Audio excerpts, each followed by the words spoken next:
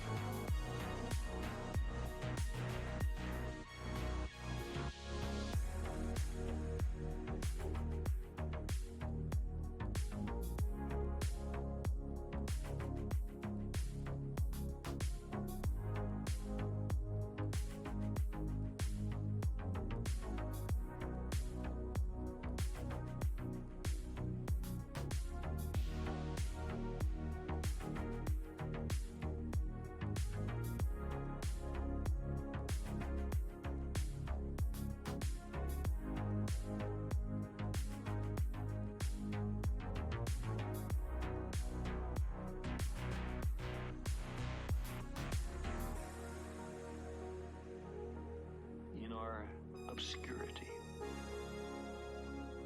In all this vastness, there is no hint that help will come from elsewhere to save us from ourselves.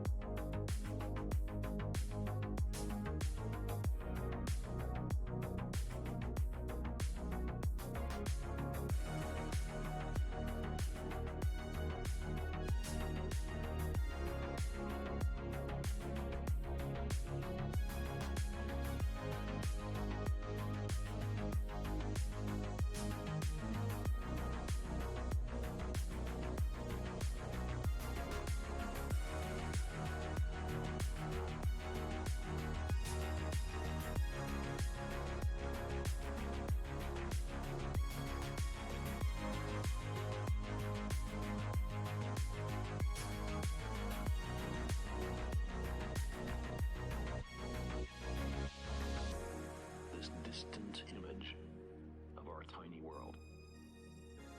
It underscores our responsibility to deal more kindly with one another and to preserve and cherish the only. All right. Welcome everyone to the stream. Uh-oh. We're having technical difficulties. Hello? Oh no.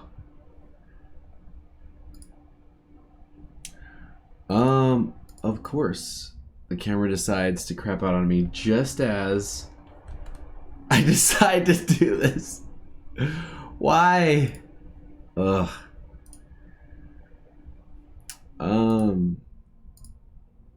What is going on? Alright, fellas, we might have to turn off the camera real quick just to disconnect this and see if we can get it going. It was working just fine beforehand, I promise. So, what a good start. I was kind of getting a little bit nervous about this, and this is perfect, so just bear with me. It's stuck on a silly frame too. There we go. Let's try it again. Hello. Oh. Okay. All right. Oh.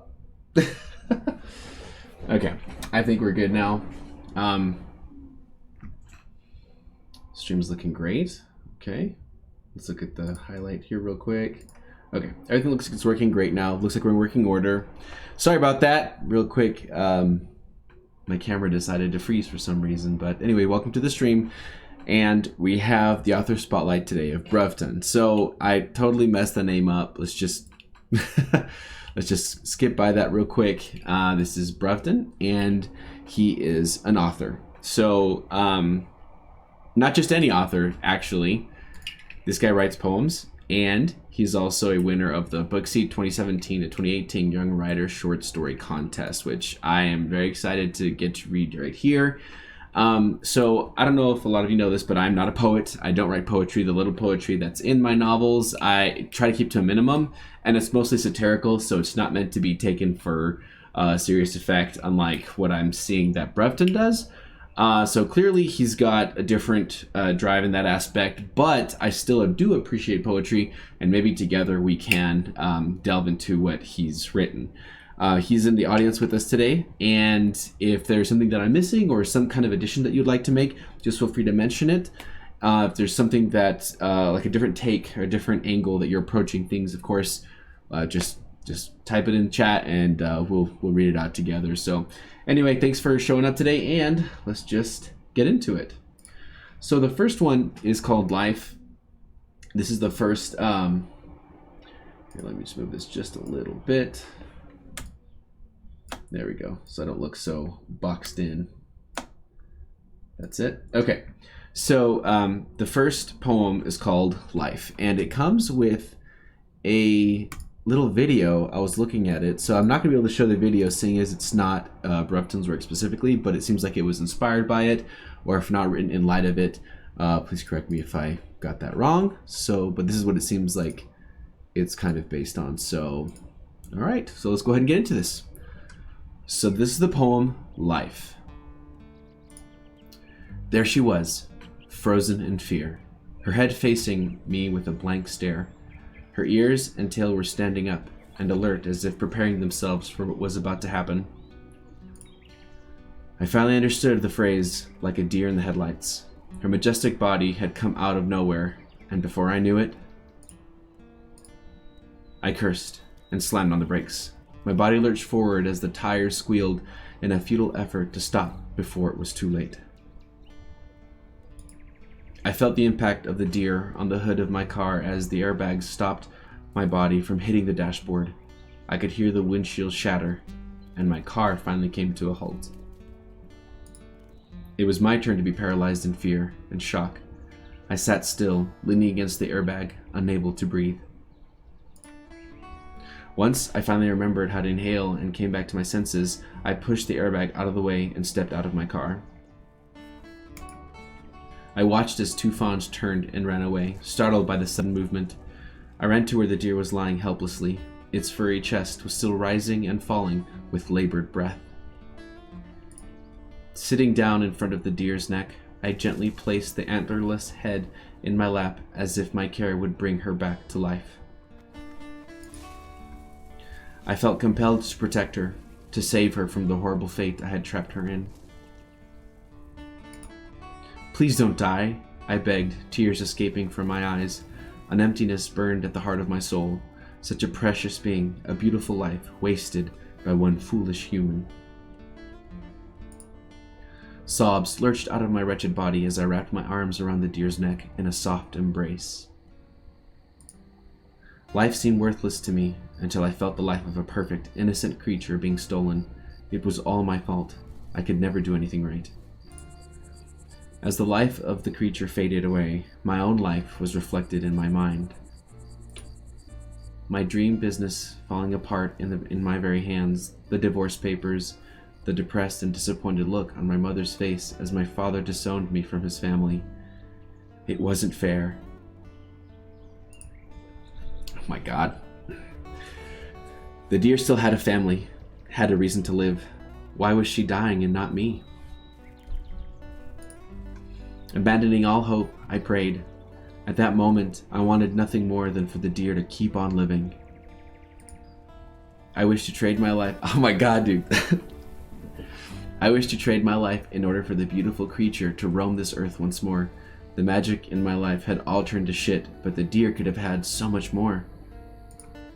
I felt as though the energy was leaving my body. The lonely nights and empty days seemed to no longer matter as my body went limp.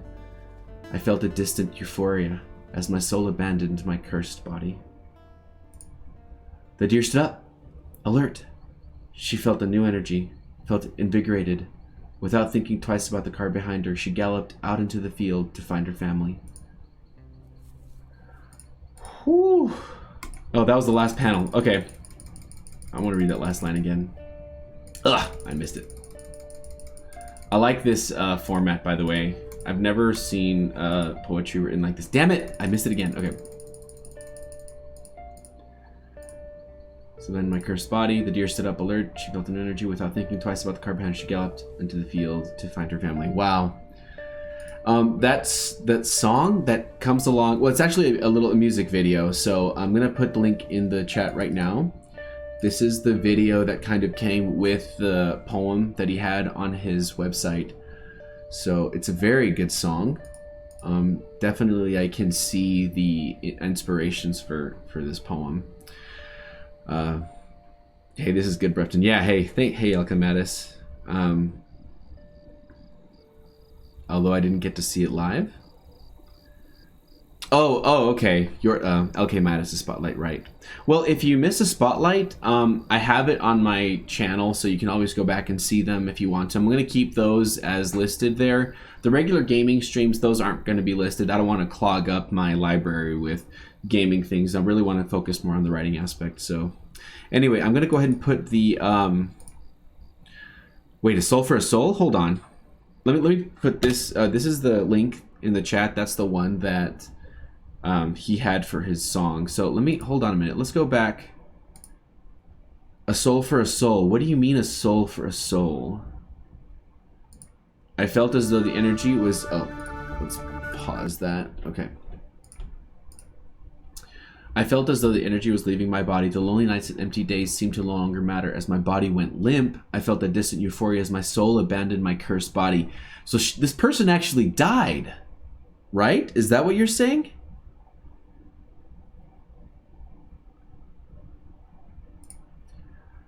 The deer stood up alert. She felt a new energy, felt invigorated. Without thinking twice about the car behind her, she galloped out into the field to find her family.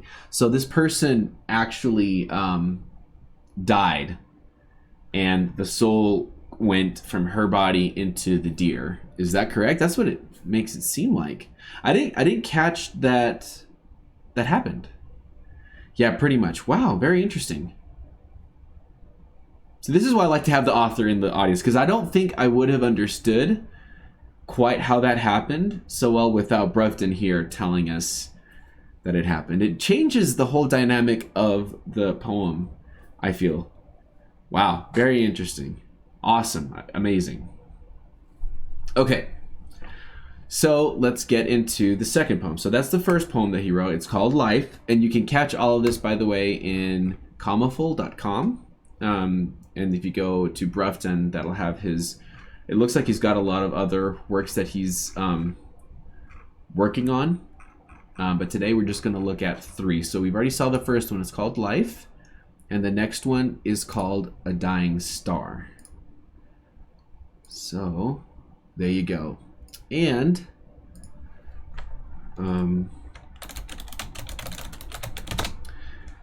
I don't know exactly what kind of music this is, but this is what I will be using to read. So hopefully it fits. People thought it actually happened to me. I mean, it is a very interesting take. That much is true. Okay, so, thanks for the likes, guys. Really do appreciate it. I'm glad to have y'all here. I'm really enjoying this, by the way. This whole segment of Author Spotlight, I get to enjoy and partake in other people's art, and that to me is worth a lot. So, anyway, without further ado, this is Dying Star by Bruvton. Perfect body, stunning eyes, looks alive, but dead inside.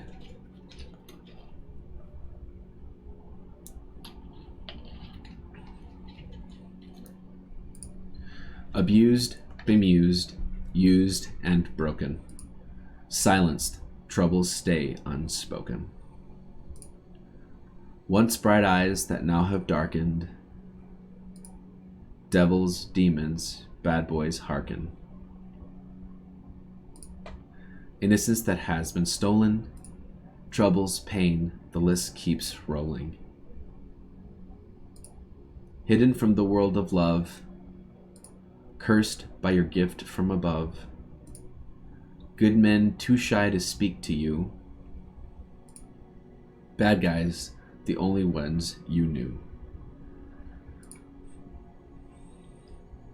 They lust, they lie, don't empathize. They hurt you, don't apologize. They don't love you for who you are. Once bright, but now a dying star. Okay. Interesting. And the description here says, pretty girls have it hard, stay strong. I would like to know what your inspiration was for writing this. It's a very, I like the rhyming, the alliteration. This one right here, abused, bemused, used, and broken. Okay, so what I like about this line is because it's abused. So it's got that U sound 3 times, and literally the sound is broken with the word broken. Remember, I'm not a poet, but I caught that, I think. Abused, bemused, used, and broken. So literally the word not only is the word broken, but it breaks that sound, making it seem like an unfinished thought, almost. That's what it seems like to me. I really liked that line specifically. So, Dark Star. Oh, Dying Star, I'm sorry. Dying Star. So very nice. And so anyway, so those are the 2 poems that we were taking a look at. Now we're going to look at the Ascent. So this, let me pause this music here. This,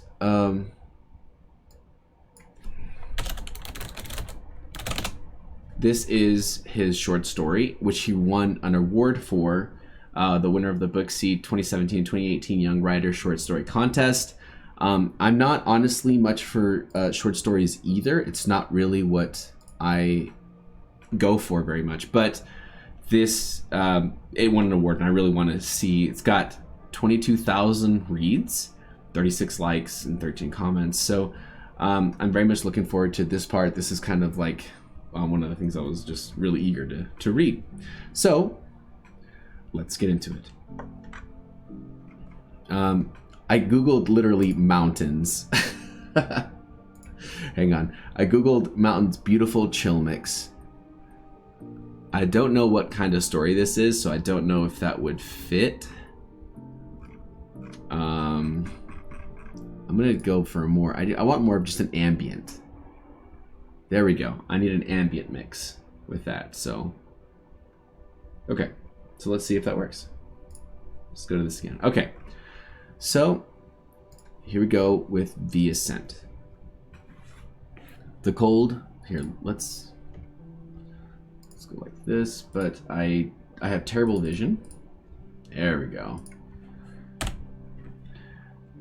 The cold, fresh air blew past my warm, bundled up face. The mountain loomed confidently, effortlessly, disentangling the fluffy clouds in the distance. That's the mountain we're going to climb, John. Oh, I'm sorry. That's the mountain we're going to climb, John, the leader of our adventure tour, explained, pointing at a humongous mountain. Yes, it is as difficult as it looks. And no, there is no skybar at the top. John led through the doorway, so we followed suit. Once the 7 of us had mustered and settled in the briefing room, he continued. So, we'll start at the hike at the foot of the mountain at 9 a.m. tomorrow. At about 1 p.m., We'll stop at the foot of the mountain for lunch. Then, we'll begin our ascent and reach the first base camp at 500 meters above our current level by 5 p.m. There, we'll set up camp and stay for the night. I looked over to Jimmy, who was fiddling around with his fingers, not really paying attention. Psst, I whispered, catching his attention. Dude, are you ready to climb the mountain? He looked up, disregarding John and his perpetuous blabbering. Man, I've been ready for this since I could walk. All of this planning is pointless and boring. I mean, what did they expect to go wrong? Famous last words, by the way. That's the feeling I get there. John looked at us to check if we were paying attention, so we acted engaged. We have satellite images of the entire mountain, so we know where to and where not to go. Now I'll show you examples of the most dangerous parts of the mountain and where not to go at all costs. Right here, there is still maintaining an illusion of our engagement, Jimmy poked me on the shoulder to grab my attention. He seemed more excited this time. He whispered, "You know that one group of scary-looking people we saw at the airport? Well, I overheard that they were climbing this exact same mountain at the exact same time as us. They seemed like a bit of a big deal and stuff. Like government and CIA kind of stuff.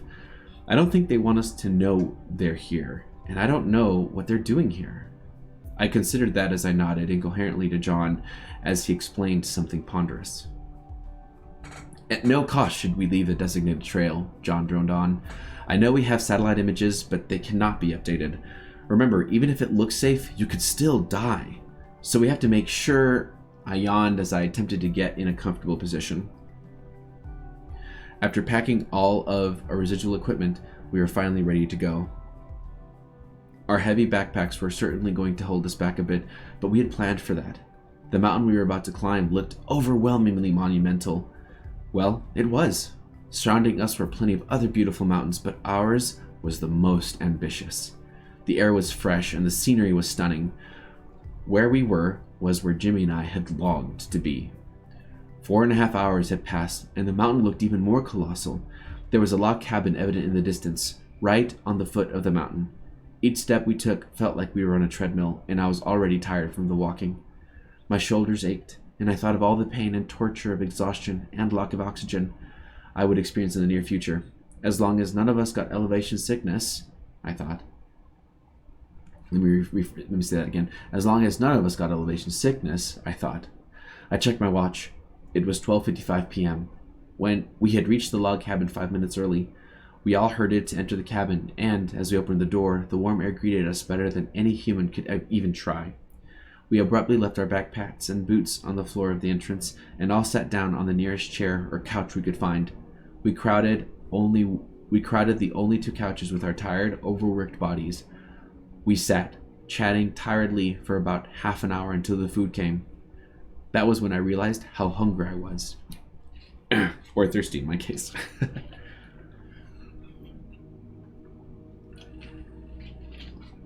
The walk up the mountain was way more difficult than the walk to the mountain. It was just a constant incline, and our progress still had the illusion of being limited. By the time we made it to the first campsite, hardly anyone was in the mood to set up their tents. They all did, nonetheless, and the whole camp was silent by 6 p.m. I woke up and checked my watch. It was 12:34 a.m. I really had to urinate. I stealthily crawled out of my sleeping bag and sneakily grabbed a jacket. Being as discreet as I could, I opened the zipper of my tent, and the cold air rushed in. We hadn't reached snow yet, but I decided to grab my boots anyway. Answering nature's call too close to camp felt awkward, so I took a 10-minute walk eastwards. I was peacefully doing my business as I heard a rustling sound in the bushes. I quickly looked behind me, and I thought I saw a shadow. I was too tired to be able to tell if it was anything, and it was also too dark. I was also apparently too tired to not make a mess. I looked around the mountain, and in the distance, my subconscious noticed a camp. It certainly wasn't our camp. Absolutely disregarding it, I stumbled back to my tent and was quickly dead to the world. Uh-oh! Something caught up to him. I woke up yet again. This time, I was supposed to. I got completely clothed, including my jacket and so forth. I was ready for breakfast. John called... Wait, hold on. So, Except this time I was supposed to. I got completely clothed, including my jacket and so forth. I was ready for breakfast. John called a random head count. So he's still at the camp, I guess. John called a random head count while we all sat and ate breakfast. I was there. Jimmy was there. John was there. And the 3 others. Good. We were all set. Something's really wrong here. We were all set. Once breakfast was done, we packed up all of our stuff, including, of course, our tents. One was still up. We checked to see whose it was. Upon unzipping it, a metallic, warm, and sickening smell briefly filled the air. We looked inside to find the forgotten person number 7, pathetically sprawled on the floor of his tent in a puddle of blood with a slit throat! What? Do we know who it is? Okay, we helplessly looked at the body in horror. The deceased was just a random guy who decided to join just for fun and usually kept to himself. Enclosed in his hand was a note. It read, Keegan died in a climbing accident. His body was lost in a crevice. The climb will continue, but the truth will not. If you do not comply, your families will suffer the same fate. What the fuck?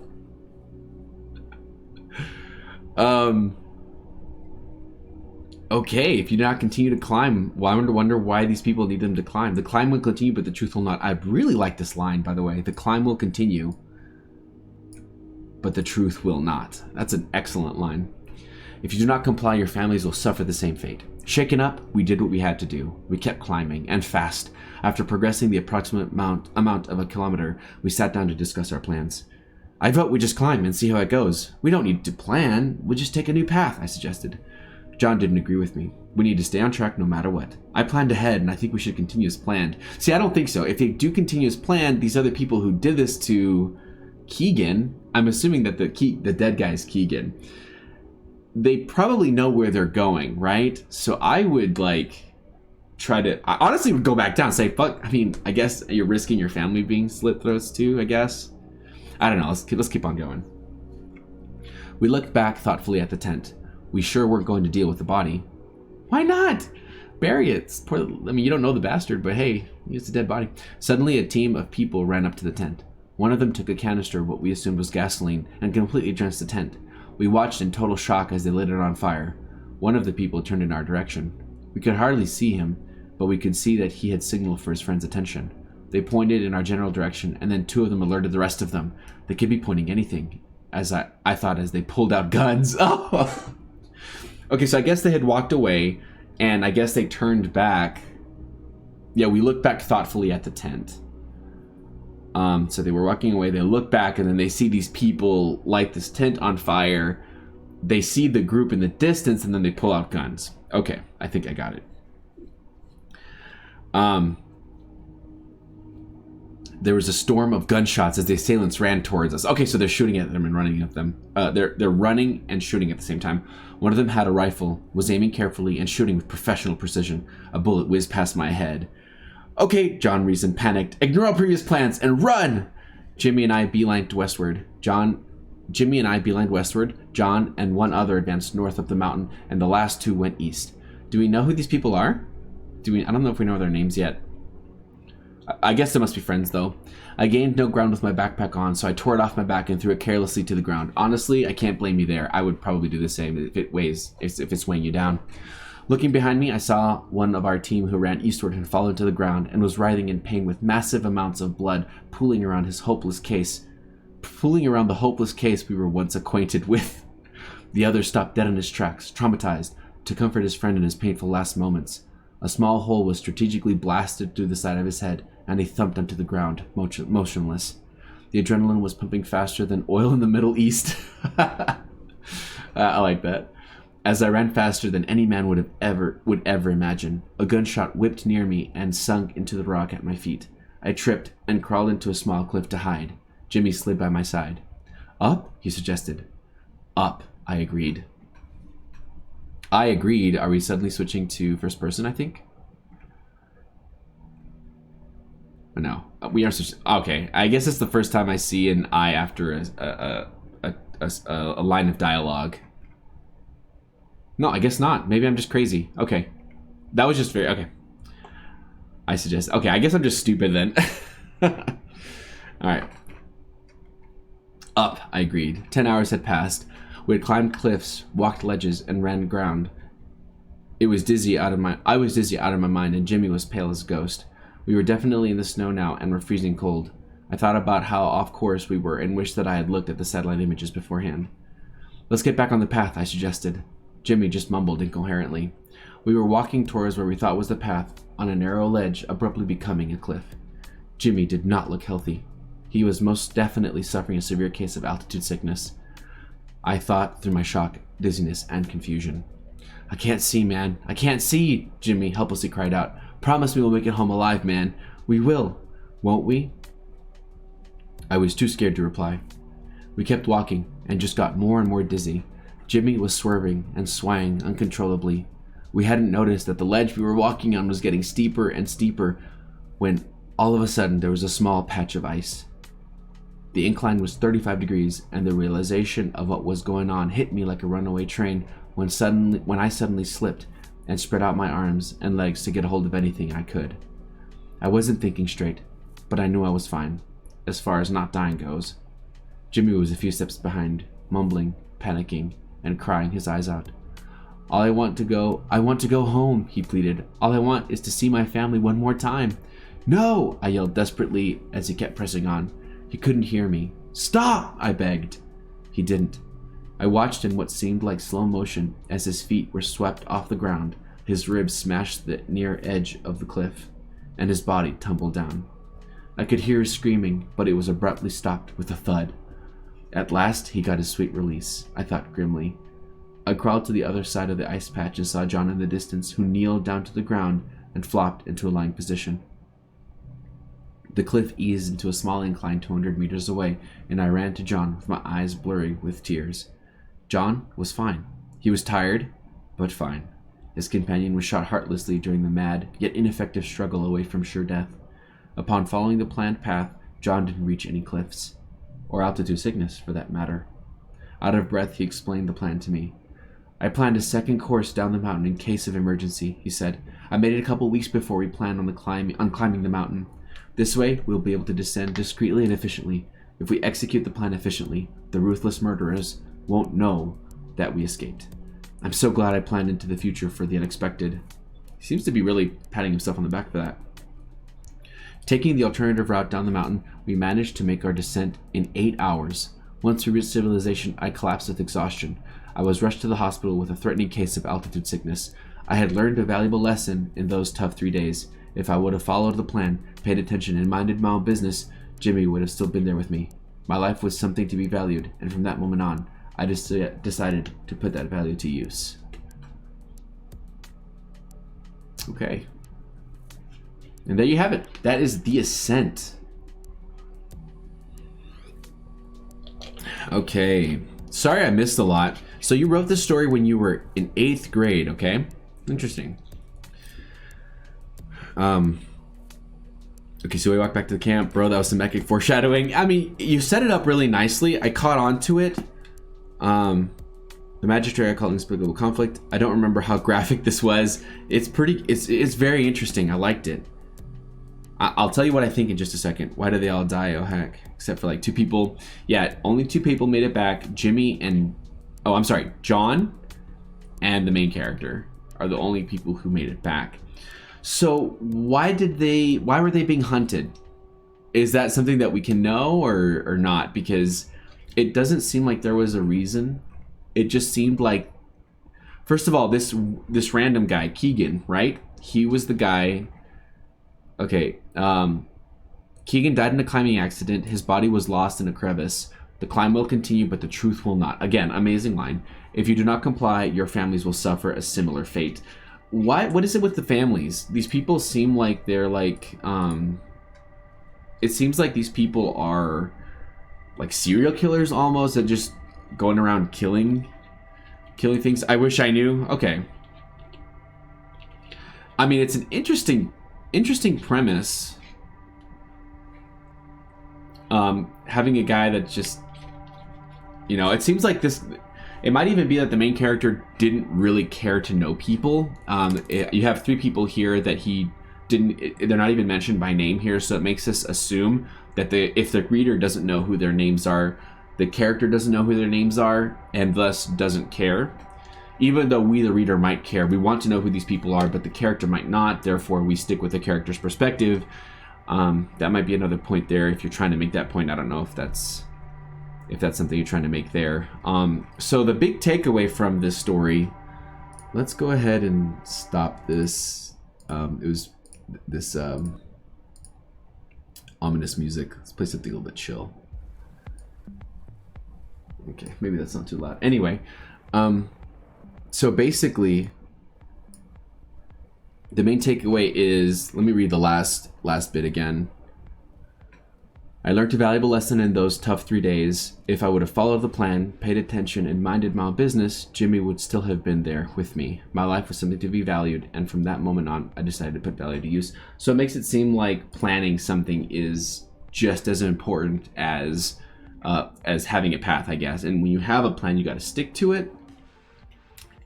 And minding my own business, I don't know, I think... If I would have followed the plan, paid attention, and minded my own business, Jimmy would still have been there with me. Honestly, I think you're, as a character, you're taking on a responsibility for yourself. It doesn't seem like you had any choice in the matter. Because it wasn't, what I'm saying is what happened to the character happened outside of the character's control. So, you know, him going out to pee, that obviously was not something that he should be faulted for. And it said his world and was quickly dead to the world. And then he wakes up again. So something happened in that takeaway there that I don't think he remembers or is at fault for. It's too preachy in your opinion. I don't like the ending that I chose. I mean, you save 2 people and the takeaway is to plan. I just don't think that it was in the character's... it was. I don't think anything that happened was the character's fault. Even if he didn't follow the plan, even if he wasn't paying attention and in other people's businesses, I still think that what happened was outside of his control. And I wish I knew why. I wish I knew why these people were going after them, why they killed Keegan. Poor Keegan. What did Keegan ever do to anybody? But you kept the tension very well, and the ambiance is so good. I liked the details when you're talking about the 200-meter climb or the descent, the angles, the patch of ice. I could visually see, was it Jimmy? I could visually see Jimmy slipping off with his arms, like just like that, and then the thud, the scream and the thud. That's pretty impressive imagery there. So well done. I really enjoyed it. I think out of all that you wrote, though, my favorite has to be the live poem. The live poem was so good. That with the deer, that was so impressive. Dead to the world was basically just very, very asleep. Okay, very, very asleep. Gotcha.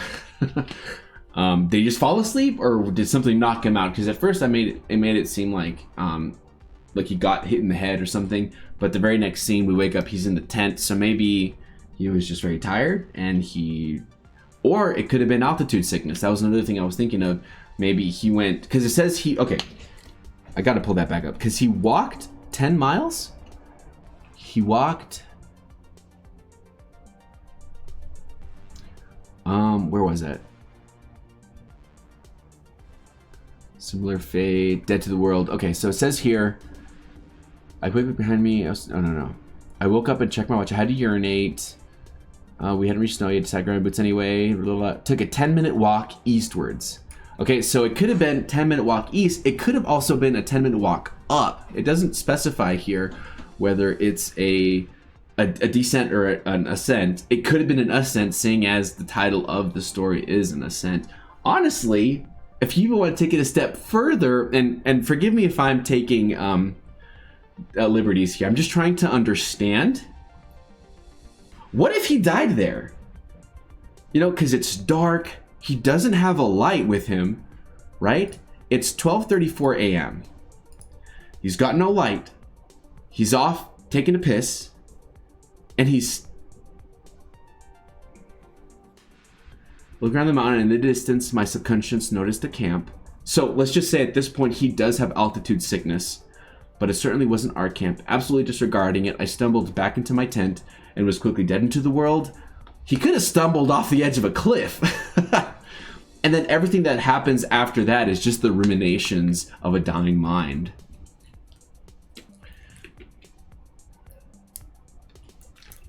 Now, that would take the fun out of it, wouldn't it? I don't know. That's just another angle that I was thinking of. I've always liked... I know that not a lot of authors do this, but something that I find very common and very interesting, which I do in my writings without being explicit about it, is to a certain point, whenever a character blacks out, I like to think, what if this character dies at this point?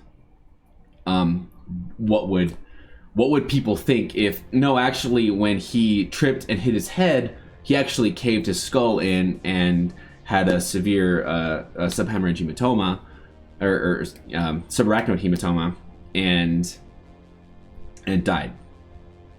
You know, or hemorrhage. I'm sorry, I don't know why I'm saying hematoma. Subarachnoid hemorrhage. You know. Random deep thought. It's all a hallucination. Yes, I like thinking about stories like that when a character passes out or gets knocked out or blacks out, whatever, that they actually die there. It changes the way I see movies and read books, and it changes the way I write as well. Brain damage, altitude sickness, and coldness all at the same time. Yeah, yeah. I mean, I'm not saying it. I mean, it's interesting. It takes the fun out of what happens next. So definitely, I don't think that's what you were going for. But anyway, again, my favorite part out of all this was the poem live. I really enjoyed that, and it really, honestly, it kind of hit home. Let me see if I can find it again. Life, not live. Life. No, I can't find it. Okay. Yeah, it's just that those sections about losing, it's just the loss, the emptiness burned at the heart of my soul. It really hit home. So my favorite work that I've shown today is Life. Honestly, I liked all your work. I like your poetry. You're definitely gifted in that regard. And thanks for allowing me to show that on the stream. And it means a lot that I'm able to share in this art that other people, this vision that other people have, and I hope to be able to expand this to more people and to have other people on the show as well. So yeah. Anyway, thanks Bruvton for coming onto the stream and allowing us to read your art. This is a quick spotlight. Most spotlights are not going to take more than 30 minutes to about an hour. Usually in that time is what I've scheduled for streaming. And I think for streaming I'm going to be doing it like Tuesday and Thursday, from about 3 p.m. to about 4:30 p.m. And they could go longer depending on how this goes. Typically, I don't want to do more than 2 artists a week. So one artist on Tuesday and another artist on Thursday. This is just the first time I've ever done something like this. So this is kind of what I'm starting out with, essentially, just to test the waters, see what I like. And I generally like this. I like this idea. I like the concept of being able to see other people's artwork. That's just amazing to me, and I've had a blast doing it, so that's what matters even more too. So anyway, that's it for the stream. I'm gonna sign off. I might be playing some more video games later, but as far as this goes, again, thanks Bruvton for coming on. Hearing other people read my stuff is amazing for finding out what works and what doesn't. Yeah, that's I mean, if you're writing a current story, let me ask you this: is there something that you're writing currently? Do you have a goal, like another poem that's coming out, or something that we can look forward to? Again, you can find all of Bruvton's stuff right here on Comaful. If you need to get in contact with him, you can also send him a message through here. That way you can keep up to date with his, I guess, his art. But is there something else that we can look forward to, Bruvton, before I turn off the stream? There's a little bit of a delay in the stream, so it's like, I think it's like an 18-second delay. So I have to wait a little bit to see if the question goes through.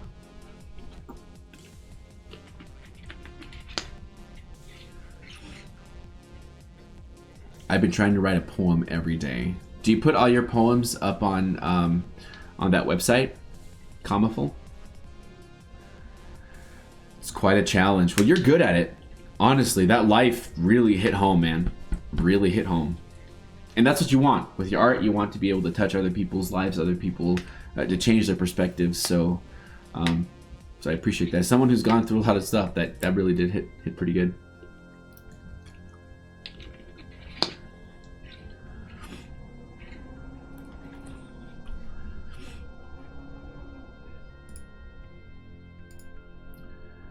All right. Anyway, you can catch all of his stuff, all of Bruvton's stuff, on Comical. And the link is in the description too. So I'm going to keep this video up. I'm going to keep all of my author spotlights up because I want people to see what the community is about. So yeah, I posted all on Booksy and Comical. Okay, there you go. If you wish to catch any more of his poems, I guess you can read all his poems too that come out every day. I can imagine that's quite a challenge, but I bet it keeps you sharp too, and that's really good to keep your craft, going at it. Excuse me.